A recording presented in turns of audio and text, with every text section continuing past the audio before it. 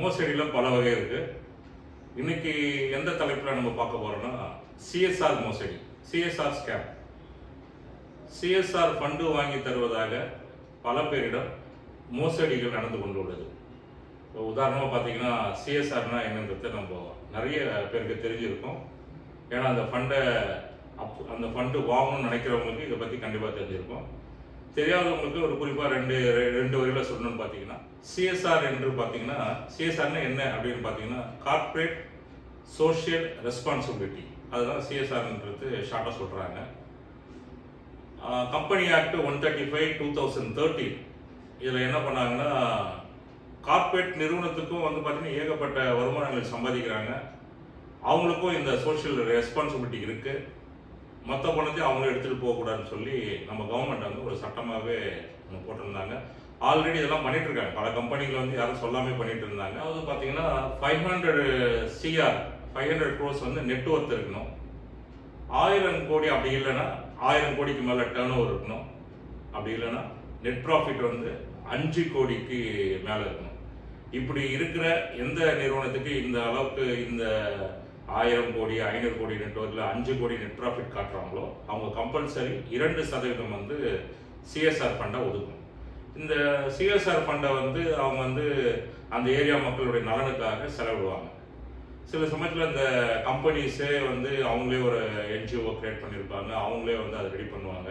அப்படி இல்லைன்னா அங்கே இருக்கிற என்ஜிஓஸ் அவங்க அப்ளை பண்ணி நாங்கள் இந்த சர்வீஸ்லாம் பண்ணுறோம் இந்த ஏரியாவில், எங்களுக்கு இந்த சிஎஸ்ஆர் ஃபண்ட்லேருந்து நீங்கள் இதை ரிலீஸ் பண்ணி கொடுத்தீங்கன்னா மக்களுக்கு இது நன்மை பயக்கும் அப்படின்னு சொல்லி நிறைய பேர் உதாரணமாக பார்த்தீங்கன்னா லைட்ஸ் போட்டு கொடுத்துருக்காங்க, ரோடு போட்டிருக்காங்க, வீடுகள் கட்டி கொடுத்துருக்காங்க. இப்படி பல விதமாக இந்த சிஎஸ்ஆர் ஃபண்ட் நன்மையை வந்து பல பேருக்கு நன்மையை வந்து செய்திருக்காங்க. இதனுடைய கவர்மெண்ட்டுக்கு தான் நம்ம முதல்ல அப்ரிஷியேட் பண்ணோம். ஏன்னா அதை வந்து 2% கட்டாயமாக ஆக்குனாங்க. ஸோ இது சிஎஸ்ஆர்னா என்னவென்று வந்து நம்ம நிறைய இதை பார்த்து இதுக்கு நேரத்தை செலவிடுவதற்கு முன்பாக இந்த சிஎஸ்ஆர் ஃபண்டை பேர் சொல்லி எத்தனை பேர் ஏமாத்துறாங்கிறத பார்த்துருவோம். என்ஜிஓஸ் வந்து ஆரம்பிச்சிருப்பாங்க. என்ஜிஓ ஆரம்பிக்கிறதே பார்த்தீங்கன்னா மக்களுடைய நலனுக்காக, மக்களுக்கு சேவை செய்கின்ற நோக்கத்தோடு பல பேர் ஆரம்பிச்சிருப்பாங்க. அதில் சில பேர் ஏமாற்றுற நோக்கத்தோடு ஆரம்பிச்சிருப்பாங்க. அவங்கள பற்றி நம்ம பேச வேண்டிய அவசியம் இல்லை. உண்மையாலுமே அவங்க வந்து தன்னுடைய சொந்த காசை போட்டோ இடத்த வீடெல்லாம் விற்று மக்களுக்கு சேவை செய்து கொண்டு இருக்கும் பொழுது இன்னமும் அதிகமாக செயல்படுத்தணும் அப்படின்ற ஒரு பட்சத்தில் இந்த மாதிரி கம்பெனிஸ் அப்ரோச் பண்ணி சிஎஸ்ஆர் ஃபண்டை வாங்கி அவங்க இன்னமும் சிறப்பாக செய்வதற்கு வாய்ப்புகள் இருக்குது. அதே போல் ட்ரஸ்ட் வச்சுருக்கவங்க இதெல்லாம் பண்ணுறாங்க. ஸோ இப்படி இருக்கும்பொழுது இங்கே தான் வந்து எங்கே பிரச்சனை வருதுன்னா, சிஎஸ்ஆர் ஃபண்டு வந்து வாங்கினோன்னா அது ஒரு ப்ராஜெக்ட் போடணும். அது உண்மையால பண்ணுறவங்க வந்து அவங்க என்ன பண்ண போகிறாங்களோ அது ஒரு ஆடிட்டரோ இல்லை யாரோ ஒரு அட்வொகேட்ஸோ வச்சு அந்த ஃபண்டினுடைய ப்ராஜெக்டை போட்டு கொடுப்பாங்க. இந்த ப்ராஜெக்டை போட்டு கொடுக்குறேன்னு சொல்லி இப்போ வந்து ஒரு கூட்டம் வந்து ரொம்ப காலமாக வந்து வெளியில் சுற்றி தெரியுது. நான் வந்து சிஎஸ்ஆர் ஃபண்டு வாங்கி கொடுக்குறோம், உங்களுக்கு ப்ராஜெக்ட் போட்டு வாங்கி கொடுக்குறோம், சிஎஸ்ஆர் ஃபண்டு கொடுக்குற எல்லா கம்பெனிஸும் எங்களுக்கு நல்லா தெரியும், அந்த கம்பெனிஸை உங்கள்கிட்ட வாங்கி கொடுக்குறது எங்கள் பொறுப்பு அப்படின்னு சொல்லி பல கம்பெனிஸ் வந்து இந்த மாதிரி ஏஜென்சி, அதாவது புரோக்கர்னு சொல்லுவாங்க, மீடியேட்டர். அதாவது ஏன் நம்ம இந்த மாதிரி சொல்கிறோன்னா, அதாவது எங்கே போனாலும் ஏமாற்ற பார்ப்பீங்க. ஒருத்தர் நன்மை தானே செய்ய போகிறான். அவனுக்கு நன்மை செய்வதற்கு உன்னால் முடிஞ்சால் சிஎஸ்ஆர் ஃபண்டை வாங்கி அவன் வந்து ஒரு ஏழை மக்களுக்கு உதவி செய்யணுன்ற நோக்கத்தோடு செய்கிறவங்க பற்றி பேசிட்டு இருக்கேன். அவன் ஏழை மக்களுக்கு நன்மை செய்யணுன்ற நோக்கத்தோடு ஒருத்தன் போய் செய்யும் போது அவனுக்கு அந்த ப்ராஜெக்டை போட்டு கொடுக்குறேன்னு நீ சொல்கிற. அந்த ப்ராஜெக்ட் போட்டு கொடுப்பதற்கு ஒரு ஃபீஸை வாங்கி கொடுத்துட்டுனா பரவாயில்ல. ஏன்னா ப்ராஜெக்ட் போட்டு யாரும் சுலபமாக ஈஸியாக நான் செய்யணும்னு அவசியம் இல்லை. உண்மையிலுமே உனக்கு அந்த நோக்கம் இருந்தீங்கன்னா நீங்கள் ஃப்ரீயாக கூட செய்து கொடுக்கலாம். ஆனால் அதுக்கு ஒரு சார்ஜ் வாங்குறீங்க. அது வந்து நியாயமான ஒரு விஷயம் தான். நான் வந்து ஒரு ப்ராஜெக்ட் போட்டு கொடுக்குறேன் அப்படின்னா ஒரு சார்ஜ் கேட்குறீங்க.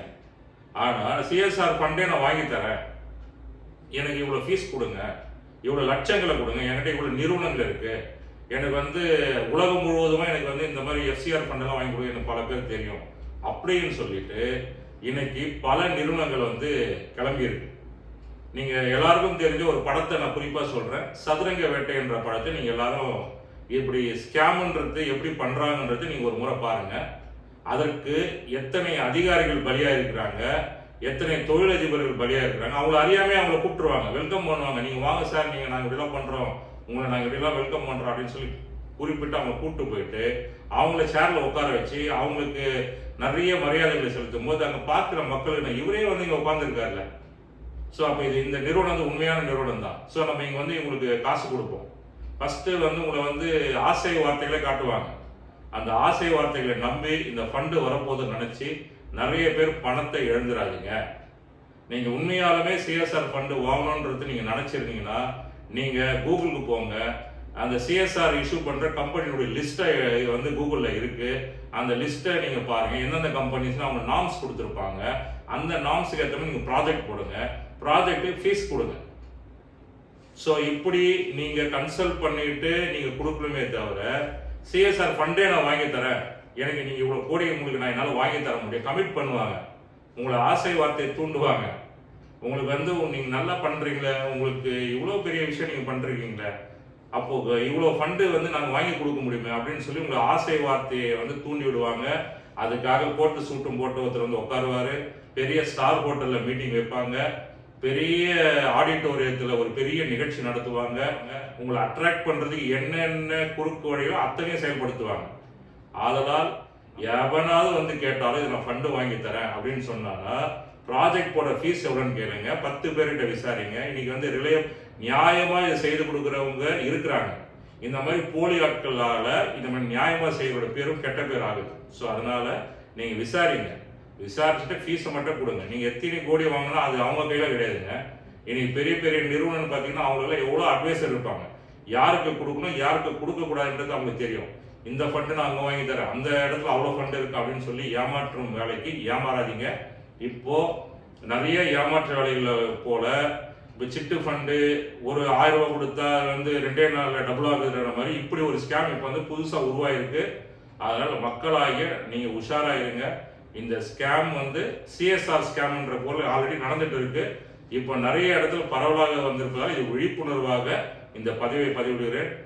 வேற ஏதாவது டவுட்டு இதை பற்றி ஏதாவது தெரியணும்னா நீங்கள் கமெண்ட்ல கேளுங்க. கண்டிப்பாக நிச்சயமாக இது எனக்கு தெரிஞ்ச பதில் உங்ககிட்ட சொல்கிறேன்.